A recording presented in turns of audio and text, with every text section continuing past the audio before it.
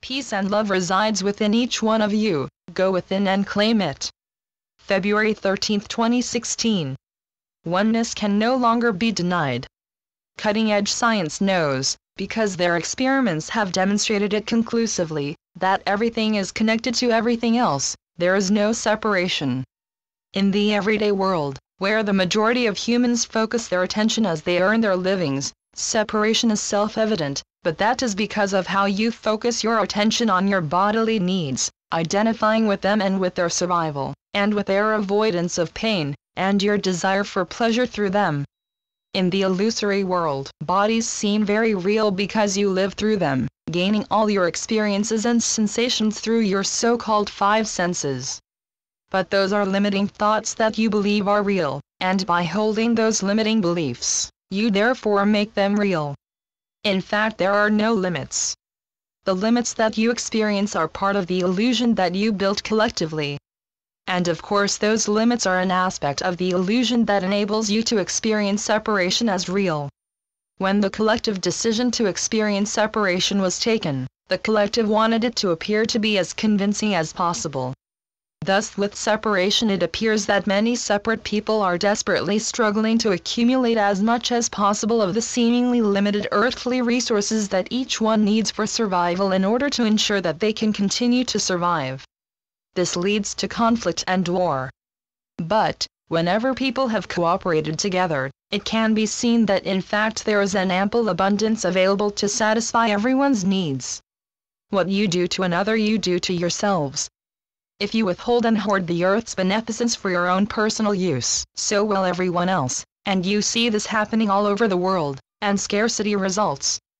On the other hand, when you share that beneficence willingly, you will always have an abundance, and some of you have already discovered this.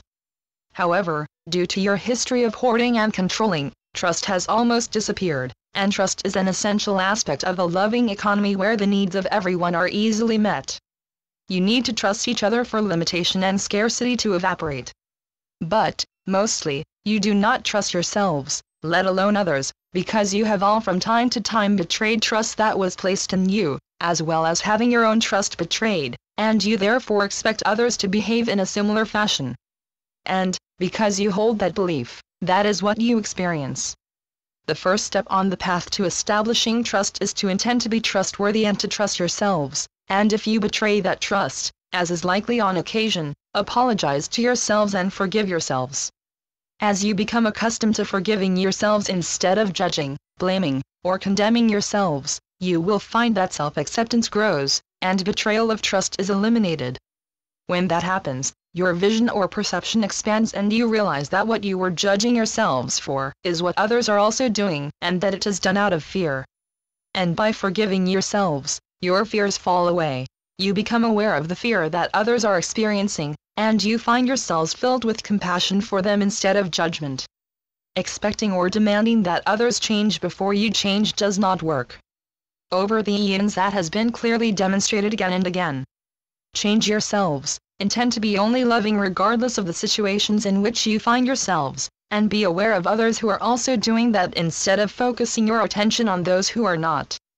An enormous change has occurred on Earth over the last few decades because millions have set the personal intent to be always loving, and love expands its influence across the planet every time someone sets that intent. As a result, those millions are becoming billions, and within the tsunami of love that has enveloped the planet, angry conflicts are dissolving. Love is the infinitely powerful solvent that dissolves or melts all that is unloving. A peaceful and loving world can never be brought into being through war and conflict. To imagine that it can is not only illogical, it is insane.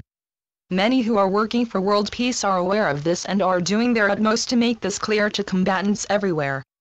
You can help them, yes you really can help them, by entering your own inner space, the temple deep within you where love is always present, and quietly intending, several times daily, to experience the warmth that dwells there and then intending to share it unconditionally and indiscriminately with every human without making even a single exception. As you well know, you are all the beloved children of God, and God excludes no one, offering love constantly to all. God is love, and knows that love is the true nature of every single one of His children, because that is how He created them. Unloving behavior of any kind is driven by fear and is a most desperate cry for love. Hear that cry and respond with love. That is why you are incarnate on earth at this moment. Only love works because only love is real.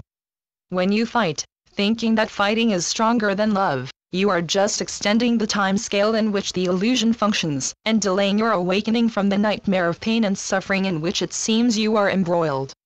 There are very few among you who have not at some time experienced the warmth and peace of love in the arms of another. That peace and love resides within each one of you. Go within and claim it. It is your right.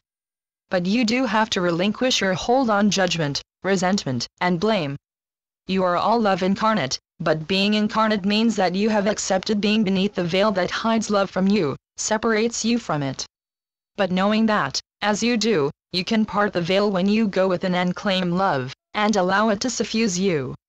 When that occurs, you will never forget it, and you will let your fears just fall away. Here in the spiritual realms we await your call to love so that we may deliver as much as your physical bodies can accept. It is an intensely powerful energy that has to be personally adjusted for each of you. None of you will experience it in precisely the same way, but when you do experience it, even very briefly, all your doubts about God's love for you will dissolve, and any sense of unworthiness or unacceptability that you may have been clinging to will be gone. So go within daily and relax completely into the love that awaits you there.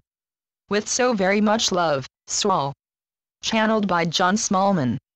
johnsmallman.wordpress.com